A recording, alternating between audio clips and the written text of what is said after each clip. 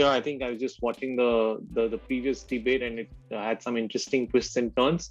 And I think I hope that the one that we have now also is equally interesting. We have equally interesting panelists, though.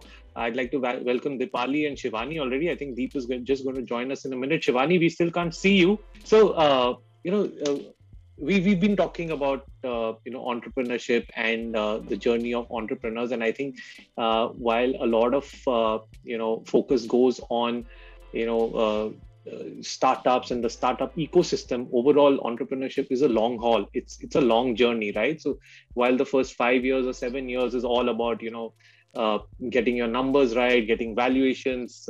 We were just hearing the previous panelists talking about how to deal with investors and whether there should be gray areas or whether it should be screws should be tight. But I think the panel that we're talking now on, we want to understand that as entrepreneurs, how do you see the long haul, right? How do you see yourself evolving, not over the first 5 years or the first 10 years, but, let's say over a 20, 25-year, 30-year journey, right? So I think before we jump into the conversation, we'd like to, hear a little bit about your venture, and, how your entrepreneurial journey came about, how it's been going, before we jump into the deeper discussion. So maybe we'll kick off with Dipali. Dipali, let's hear from you a little bit. Yeah, sure. So we are celebrating World Entrepreneurship Day at a very exciting time in the country, where being an entrepreneur, we feel that there is enough encouragement and we want to nurture entrepreneurship. So really exciting times. Well, coming to Super Smelly, Super Smelly was, we started operations in 2019. And the idea was triggered to me due to a personal struggle as a mother. But it was the massive numbers that unfolded in front of my eyes, which excited the banker that I was back then. I am a mother, and ever since my daughter Prashali was born, like any other millennial parent, I would research a lot, whether it's a pediatrician, whether it was her dermatologist, vaccination, anything and everything would start from Google and get into deeper research. And I think a lot of parents would resonate with that. When it came to her personal care products, I just had two simple rules. A, that the product should be 100% toxin free. And the second one being that it should be clinically tested for her age group specifically. So the life was hunky-dory as long as she was a little baby. All these new age brands and traditional brands gave us a lot of options. But it is only when she grew up and was entering her teens that I wanted to introduce a toxin-free deodorant and a face wash to her. Did I realize that my baby girl is a part of this massive 40% of India's population, where no one's making any products for them. Yeah, it's either the baby care category and the new mother, or the other end, which is anti-aging, which has been our sweet spot. But what about this huge space in between the generation that is called Generation Z, under 25s? Nobody was catering to them, and that is where the idea was born. And me and my partner Milan, he's also a parent to two Gen Zers. We realized that if we don't do anything about it, who else will? And that is how Super Smelly was born, as India's first and only 100% certified toxin-free range of personal care products aimed at the youth of the country. So that's how it all began, and we'll come to how it's going. Right. Thanks, Dipali. Interesting nuggets there. I must tell you guys that at some point in my life, I used to run a venture which grew up very quickly, but also fell apart equally quickly because people weren't really ready to invest in it. They still aren't. We had set up a huge chain of toy stores across the country, and if you would believe, that is actually one of the most underserved markets or domains in India, because even today 80% of products come from the unorganized sector. No quality checks. You were talking about toxins, etc. No toxin checks. It's really a disorganized market. But of course, then it's the women's products market which is the most overserved market. Our flagship store was right opposite one of at least partially competitors of Shivani, and we used to have women walk out of that store with 2 bags full of bags and drag their kids away, saying that no, you can't shop. So I think the women's shopping or the women's products domain seems to be doing really well. Although, I don't think that's an area where you're restricted to Shivani, but we'd love to hear your story. Welcome to the panel. Thank you so much. And I mean, it's an honor to be here as a part of this panel on Day. So basically, I, of course, as any other woman, I have a passion for bags and shoes. And this passion, basically, we started with Milano being, this leather brand. Basically, our brand initially we used to deal in leather garments. And it's when I joined the business that we converted it more into we started introducing a lot of accessories. And that's where I think even at that point, the market was such where the demand for accessories was really growing. So we started expanding into that field. And that's when we started opening, various stores. And we started basically as a retail brand. And we grew with the retail industry of India. So as and when malls started coming about, we started expanding. And of course, I think what really, really helped us was our entry point into the market was at a point where retail was just about just beginning to grow in India.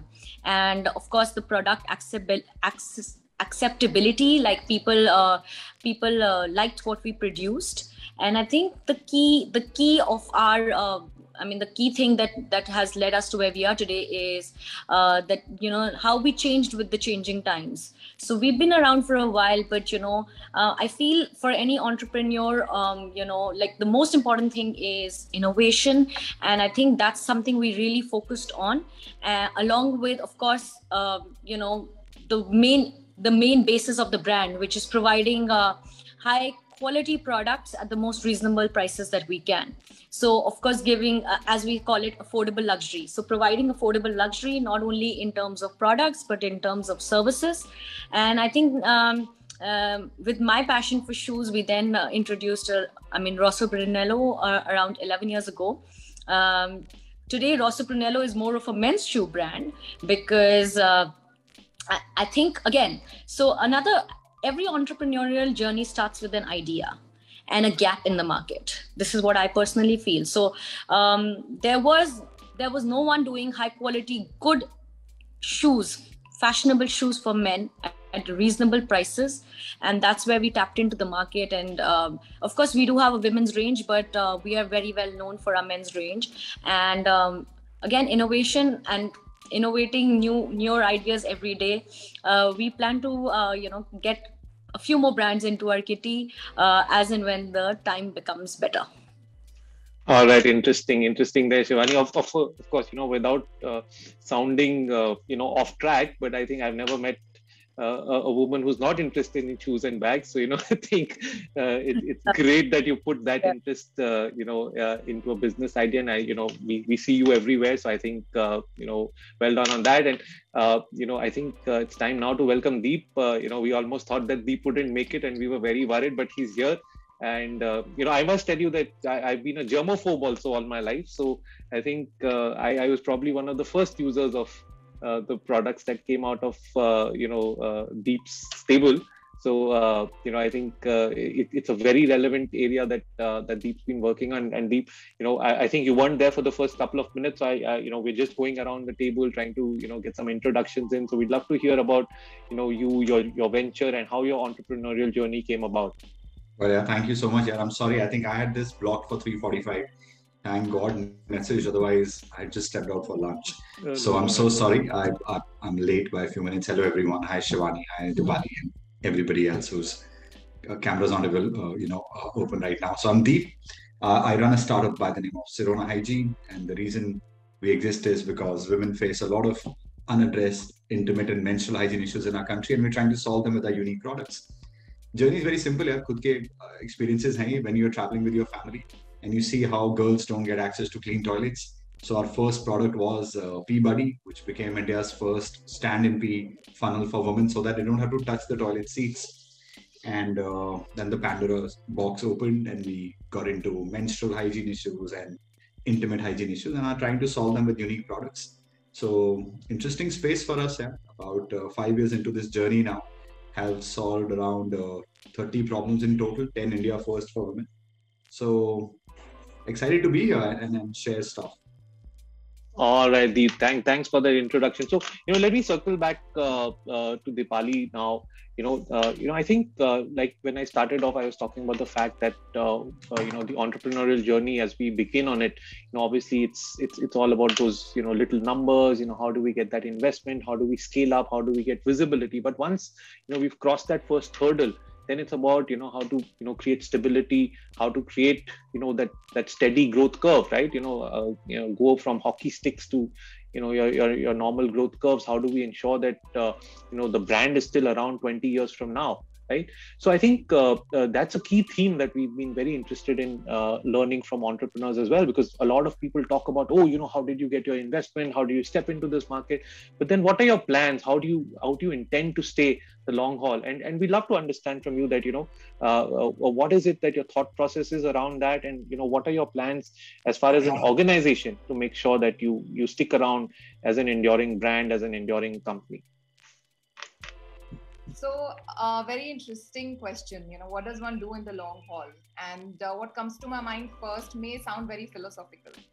I think what happens when you decide that you are going to set up a venture is that the final objective that you carry in your mind as a passionate entrepreneur becomes too overwhelming. So it is very important, I think, for each and every entrepreneur to be able to have that mindset where you enjoy the journey.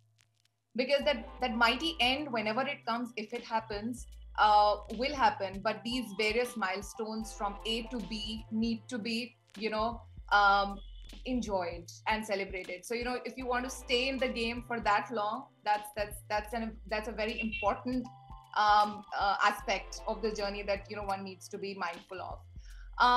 I've been an employee longer than I've been an entrepreneur. I was a private banker, and so I will tell you something which I can, I've experienced and can vouch for. Around 80% of the people around you are going to talk about problems, right? So the political scenario, it could be the water cooler in your office, it could be your boss, organization, policies, roads, anything. But an entrepreneur, and that too who's going to stay here for a long haul, is somebody who is a constant problem solver. You have to be that 20% who's constantly solving for problems. And it's very serious. So I can have a very fancy designation. I could call myself CEO, co-founder, anything, but actually I'm the chief problem solver of the enterprise. And that stays constant. Nothing should change that. But coming to how do you scale up? You continue to scale. I will quote this very interesting tweet from Kunal Shah this morning. He says 0 to 1 is intensity, but 1 to 100 is consistency, and that is true. It completely resonates with me.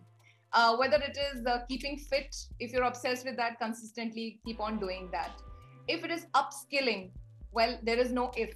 At any stage of your business, you can get to a stage where you've scaled up so much that you can hire good people and plug in the gaps. But there will always be something that you got to keep learning. You have to keep upskilling, and upskilling has to be consistent. And therefore, any entrepreneur who's in for a long haul cannot not do that. So I didn't want to go very technical on how to approach this, but I think, to my mind, these are broadly those very simple principles, and there is no rocket science that is going to keep you in the business for long. Cool. So, before we kind of move further, so, although you've not got technical, but let me ask you like a very simple interview-like question, right? So where do you see, your organization in 20 years from now? Do you see yourself as, diversifying and scaling, multiple brands like Shivani, or, be like some of the others and, make your money and ride off into the sunset, or maybe into another business? So where do you see yourself in the long term as an entrepreneur? So, so this is my second venture. Mm-hmm. Right? So private banker, then one venture which is still going on, and then this. But when it comes to Super Smelly, again, a very Simon Sinek kind of a reply. You have to know the why, and if you know the why, then you stick to it. This venture is very, very personal to me. I don't know whether it's a good thing or a bad thing for an enterprise, but I do see Super Smelly as a leading personal care brand in the next 10-20 years. I do see us solving one problem at a time, but reaching a scale where we are solving a major problem. I do see us not becoming solving a problem for everybody. I'm not going to be solving too many problems for too many people, very specifically a set of problems for a certain age group. But we want to be recognized, and we want to continue to stay true to the generation that we are catering to. And there is enough to scale there. There is enough to build there. And at least at this point in time, I just see a huge business built out of that. Excellent. So I think on that note, I'd like to come to Shivani. Shivani, of course, Milano has been around for quite some time, and you've already probably have had a bit of the, the long haul already. But, how do you see yourself enduring? We did hear you say that you want to create multiple brands. You've already had, a second successful brand that you're working on. But, where do you see this in 20 years from now, right? Where do you see yourself, and how are you going to go about that journey? Up till 2 years ago also, when someone used to ask me, I mean, I'm not kidding. I used to have these plans that this is where I'm going to see myself and this is where I see myself. But up till 2 years ago, no one saw what was coming, and everybody's plans sort of changed. So now, I mean, see, we have an overall vision. We have an overall vision which we follow, which we're very passionate about our brands. But the one thing that we do, we do in our organization is we take one step at a time. So I think that has also really helped us. But if you ask me, I mean, I have thousands of dreams that I need to fulfill. I don't know which one of them will actually get fulfilled. But yes, in my dream world, 20 years from now, I would be present in all the major capitals of the world, and probably have 3-4 brands under my kitty, sold a couple of them, made my money, and and basically enjoying nurturing newer brands. And of course, so many times I discuss with my husband that, Sahil, I think we should just leave it and now just become consultants and, advise other people on how to take, how to make a retail brand in India. And, so many times we get approached for getting international brands into the country, since we understand the retail industry of India so well. So there's thousands of ideas that come our way. All I know is we are very, very passionate, and I know that we are going to give in 100% to whatever we decide to do, and hopefully make a mark. Great. So I hear actually, interestingly, consulting brands, etc., is something that I also got the opportunity to do after I wrapped up my own brand. And I think the very pertinent point that you make about international brands, because first you talked about going international yourself, and then about the fact that a lot of international brands need to come into India, right? Now, my observation is that, Indian brands, when they go abroad, their focus is on, going out, capturing the market, and establishing themselves. Whereas most of the international brands that try to come into India and they fail is mostly because their focus is how do we get that royalty out of it, and how do we get those advances, and how do we get people to invest into our brand rather than building a brand. Is that something that you're seeing yourself? Is there an opportunity for people to help develop international brands in India as well? I do. See, I'll tell you something. I think around 5 years ago, we opened our first store in Dubai. Today, we have about 5 stores in Dubai, and we are probably the only Indian brand to have a store in Dubai Mall, which is one of the world's largest malls. Forget about countries, even every city of India is a different market, and it takes a while to understand each market. And India as a whole, is very diverse, and I think international brands find it very, very hard, because every retail market, in my opinion, needs a lot of study before you enter it. For us, when we entered Dubai, I think for the first 1 year, we were lost. So it takes a while to understand the market. And today, Dubai Dubai is recognizing us. People, I mean, the kind of people that are entering our store is something that we never thought of, because the kind of the tourism that Dubai has, I mean, the kind of people that like from all parts of the world entering our showroom, and that means our brand reaching out to like so many more countries of the, I mean, so many more citizens of so many more countries of the world is something something we're very proud of, and something we didn't think we would achieve so soon when we had initially entered Dubai.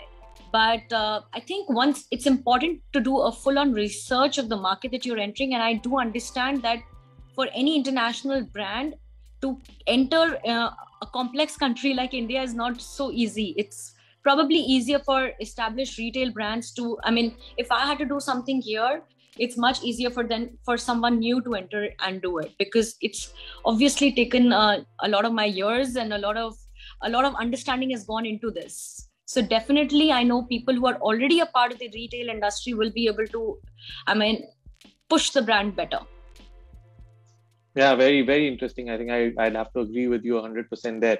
But thank you for that. So, let me at that point jump to Deep. Deep, the kind of segment that you're operating in, obviously, with India, the brands evolving over the last couple of decades, a lot of us have opportunities to, scale up globally. But I think in your segment, there is also a huge opportunity and a huge need to scale into the country, right? To tier 2, tier 3 towns, maybe even rural areas. So how do you see your journey evolving in both those directions, right? Obviously, we'd also love to hear about how you see your organization as a whole evolving over the next, 5, 10, 20 years in the long haul. But, in that journey, how do you see yourself, penetrating deeper into the Indian market, and then, probably expanding to other markets outside India? Well, I'd say that, no matter how hard I try to say that everything is figured out, it's not, Last 5 years journey is not something that we had, envisioned at the beginning. So the theory is the same for the next 5 years as well. That, there are challenges that come in every day. We have a plan. And if it plays out, then in next 5 to 10 years, you see far more of our range, like whether it's Sirona or it is Peabody. In offline, there are aspirations there, but it's a very different game. So we're saying that our playbook will evolve, and as a brand, the idea is to just be open to the right opportunities that come our way. Aspirations, yes, we'd love to be in tier 2, tier 3 towns as well, because women, it's half our population, and they face these problems day in, day out. So whether it's about menstrual cramps or rashes, toilets, har jagah ka same problem hai, right? So the aspiration is solve the problem for the country first, starting from tier 1 towns. For tier 2 and even the underprivileged, we already have a foundation which is working with the underprivileged and helping them come on to sustainable menstrual hygiene products. So we want to continue the blend, earn money from the paying customers, impact those who can't buy it right now through our foundation, and at the same time look at global markets. So for us, you'll be surprised, like one would say ki yaar Peabody ki zarurat kya hai US mein, right? I mean, the toilets must be clean, but on Amazon, we are Amazon choice in the US as well for the stand-in pee funnel, same for a couple of other products. So the point is that it's time. It's a very interesting time for Indian entrepreneurs. Whoever wants to do a business D2C space, Super Smelly is an interesting brand. The timing is perfect, right now for us to not look at only India but global. So the theories don't say no to a good opportunity that comes your way. That's where we are headed. But yeah, vision is to keep solving these problems, keep breaking the taboo around the feminine hygiene issues that exist in our country. Mm-hmm. Long haul for us, yeah. But right. I'm not seeing 5-10 years, so can't come. No, very interesting, very interesting. So, I think, interesting perspectives on that from all three of you, but, let me now stick to you, with the next question, right? I think all of, our plans, all of our, projections, etc., they typically run into this wall of, the overall business environment, right? Reality, of course, comes in, right? Because if business plans were, and believe me, I've had, and I'm sure all of you have had to face that, when we've talked to other people, where people have said, oh, this business plan and that business plan, this is what you had committed, that is what you had committed. If I could, if I could predict using an Excel sheet what's going to happen, in the next 10 years, then I would be like a trillionaire, man. I mean, so it looks so beautiful on Excel. Absolutely. So, but I think the other bigger wall that we run into is the entire ecosystem in India, of course, as with some of the other countries, the governmental, the regulatory, the compliance landscape is really tough, right? And while one could always point to the fact that there are probably X number of countries which are underdeveloped or developing, which face similar issues, but I think the other end of the spectrum is that countries that were underdeveloped or at the same stage as India 10-20 years ago have actually reached where they are now, because they've solved these issues, right?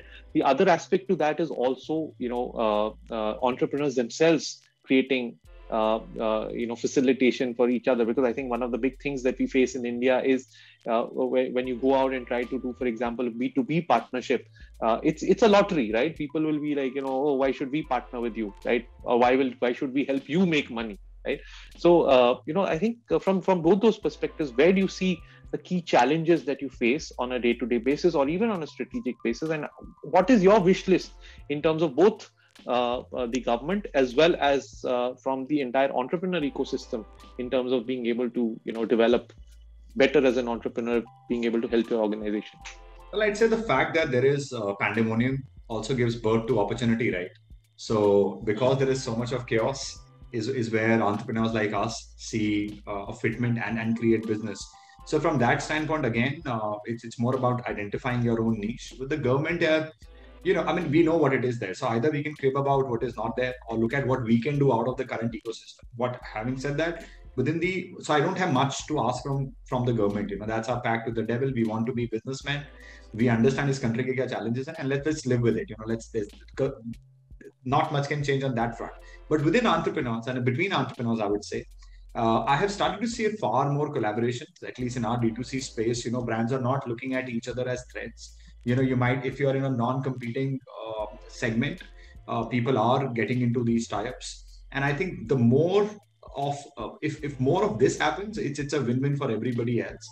So I hope to see that more, as we go forward. From the government side, as long as they can just let startups be, I think I'll be very happy. Lord, just save us from some of the rudimentary things. We'll survive. The cockroaches, right? At startups, you run one.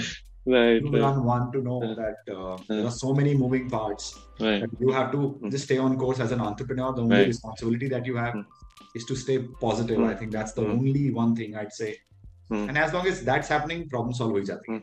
Right. So quite a diplomatic answer, but we must tell you that, we do criticize the government and we do communicate to the government a lot. Yeah. But, while I don't think that was the reason why your answer was diplomatic, but let me ask you like a pointed question, right? If you were to say, what are the 3 key issues that you face in terms of the ecosystem that you're operating in, which you would want resolved? And if it was, you could make a difference to how your business operates, how your business scales, and maybe even being able to obviously contribute to the scaling of the economy. We want to be $5 trillion economy by 2024 or 2025. It's not going to happen with the challenges that we face right now. So while we may be cockroaches, but ultimately, what's the solution to not being cockroaches? What are the 3 key things that you face? I'd say the most important, according to me, will be creating a platform where all the startups can get to talk to each other, and at the same time, government starts looking at these startups as a provider to their services. Like right now, if you go to GEM and you try to earn any of the tenders, it's practically impossible for startups to do it. So if on one hand, you're saying that you have to promote the local trade, and let's say in the personal care space, Super Smelly is a brand, ideally there should be a category where they can say that, we are looking to buy these products for these category products, and you necessarily don't need to be like a seasoned enterprise to buy. So getting all the startups on one platform and giving them enough opportunities to work with the government, I think that'll be my one. Policy level, it's an ongoing battle. There is not much. I think right now, if they can get us revenues, that will be very, very helpful. and maybe doing more shows for startups. Like there are so many bodies that are there to promote. Let's say my wife is into handmade carpets, so there is Carpet Export Promotion Council. So even if there can be a council for startups where we could be taken abroad and our products could be showcased there at subsidized rates, I think it can bring in far more capital than Forex, than other brands can, like Milano is bringing. So if you also get the platform, perhaps all of us can sell everywhere else in the world. Right. No, I think you're right. And I think, because we were talking about Dubai earlier with Shivani, the Expo 2020 coming up, ironically, now in 2021 or 2022. And, obviously in the UAE, the buzz is at a different level. But when we talk to people from other countries, right, even developed countries like the US, there's a lot of focus on, being able to operate at Expo 2020, being able to be visible, because I think that opens up markets the way you can't be traveling to 150 countries to, even if you were doing the carpet export promotion, for example, that you're talking about, it can't just happen in 150 countries, but the kind of platform that an Expo 2020 provides, or something that we should have had. I think they're doing something at Pragati Maidan in Delhi to make it like a permanent expo, but again, whether it is with this kind of thing, or whether it is with saying that, we've set up GEM, we've set up the startup fund, we've set up initiatives for MSMEs, the kind of bureaucracies that they kind of get drowned in, it doesn't really serve the purpose. I think I hear you there. And on that note, if I can ask Shivani that, obviously there's at least one barrier that you've crossed and been able to expand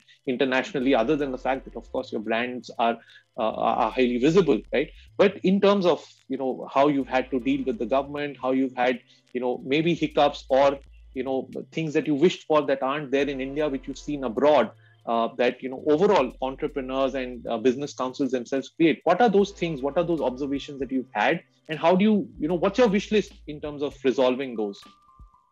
Okay, I'm going to start by saying, right now, I think all entrepreneurs at large, in my opinion, what we want actually is stability. So, that's what is missing right now. The moment everything opens up, and it's not easy for the government. I'm not going to say it's very easy, because this is the problem all over the world. It's not only restricted to India. But, even in India right now, there are so many markets which are still shut. Thankfully, we are present in all parts of the country. But if somebody is only based out of Maharashtra, he's had no business in the last maybe 6 months, right? Or 5 months. Right now, I think all entrepreneurs, are looking at stability. We would want the government to take as many measures as they can to bring in stability in the economy, which will help. You won't believe it. The moment we opened up, in whichever parts we did open up, the demand for products, ours, which is ours is not a need-based product. It's like more of a want-based product. It's something that people, it's not like a basic requirement. It's something that people buy to, it's to make themselves feel happy, right? So the kind of demand that we've seen, it's unbelievable. Our the digital growth, people are growing at a very fast pace digitally, and so are we. But I think a lot of people in the country still are very, very used to that brick and mortar concept. So when we saw our stores open, the kind of demand we saw was huge. So, and all we keep saying is, I just hope the third wave doesn't come. I just hope, everything remains normal. And so consistency, instability is something that we really, really want. As far as, expanding internationally was concerned, we faced major issues being an Indian brand. That is one thing that we've addressed to the government. We've also got a lot of support. Niti Aayog has done a lot to promote, to promote young entrepreneurs. And when they see a young couple behind a brand, they do see a lot of potential in us, and I won't deny that they do help. But of course, we always try and request them to come forward and help businesses like us. There are many businesses out there who have huge potential abroad. So this is what we turn around and say: why can't we have a Gucci that's made in India, for example, like a Milano that's made in India, being present all over the world. For that, we would require support from the government, because as I told you, every market is so different. And if the government helps us in connecting with the right people in the, in those markets, with getting us, slots, like available spaces in the right malls. It's such a struggle to get a good space in a good retail space outside of India, because people don't recognize Indian brands. And this is one help that we keep asking the government for. And I wouldn't deny that efforts are being made, but my request is to make a little more effort, so that there are many brands like ours who have so much of a potential, internationally. There's so much we can achieve with that.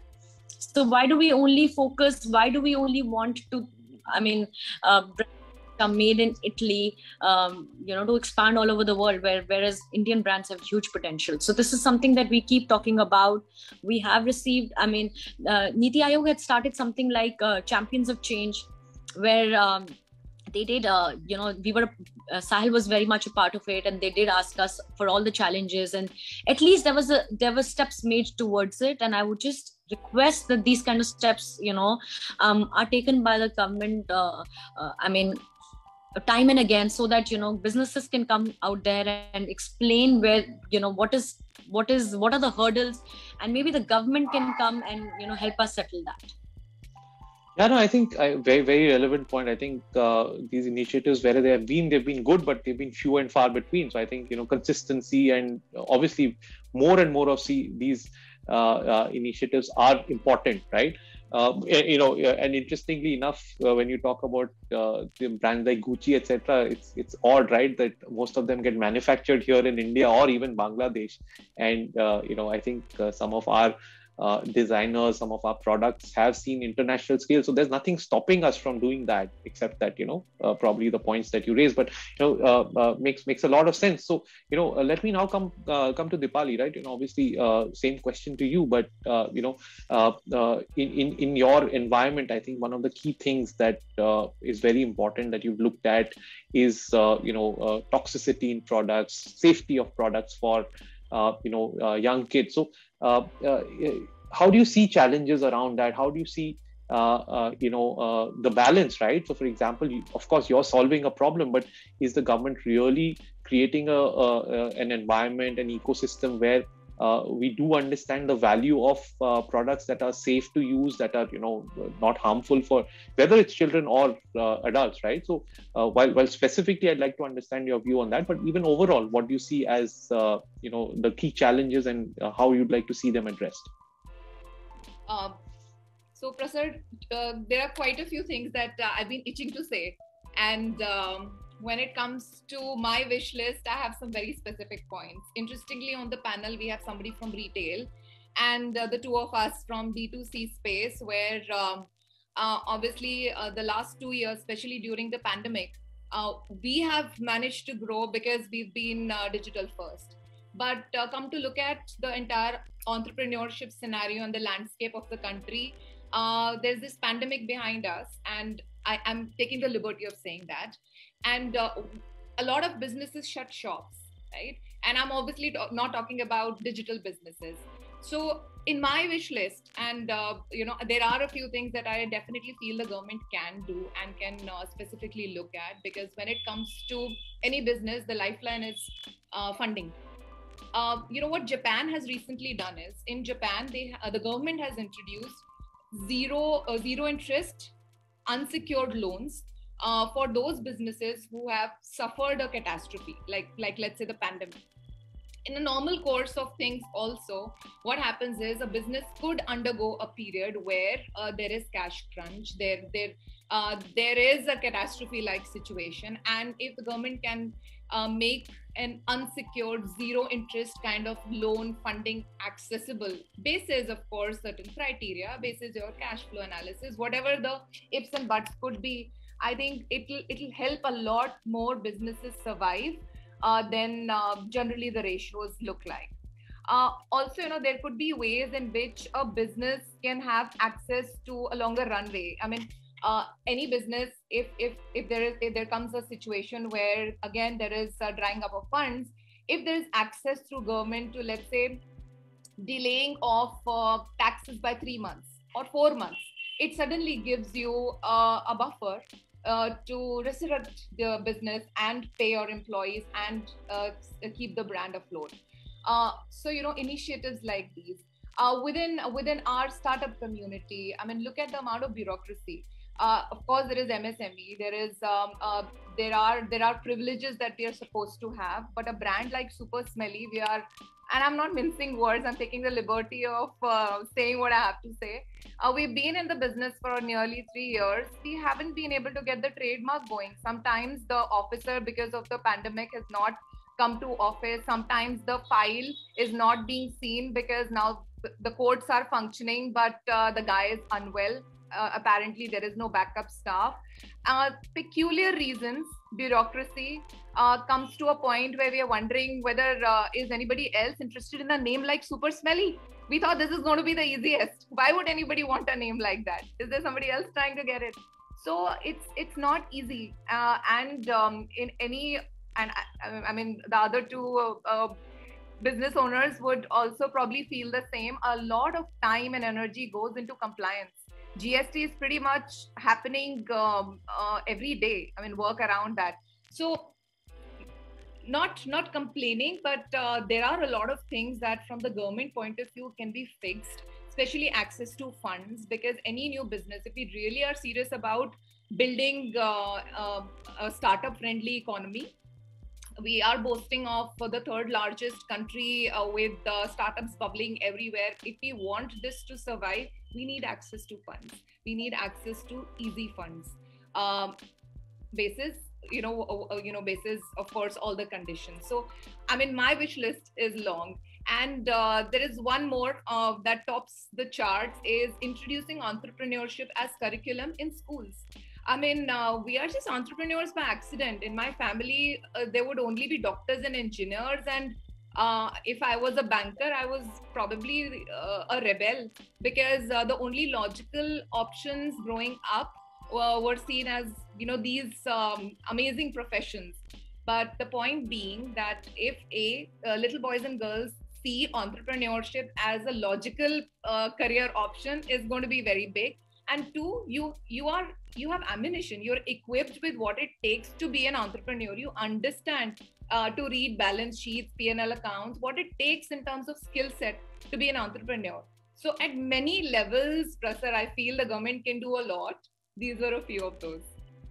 All right. So I think all of them relevant points. And, I think when you get somebody going on this, you could have an entire panel on just the one question. But, I think lots of things, there was very interesting anecdote. We have run out of time. So I'll just end it with that anecdote when, the government came out with its rescue package post-pandemic. Interestingly, there was something that a business that had defaulted on loans could do. There was something that a business that already had loans could do. But if there was a company that was doing really well before the pandemic, it was a profitable company, there was nothing there for you to do, right? And that's where I think the challenge is that, a company that had the potential to grow, that had suffered in the pandemic, not that the government should not have helped the others, but it was just this level of inconsistency that was there.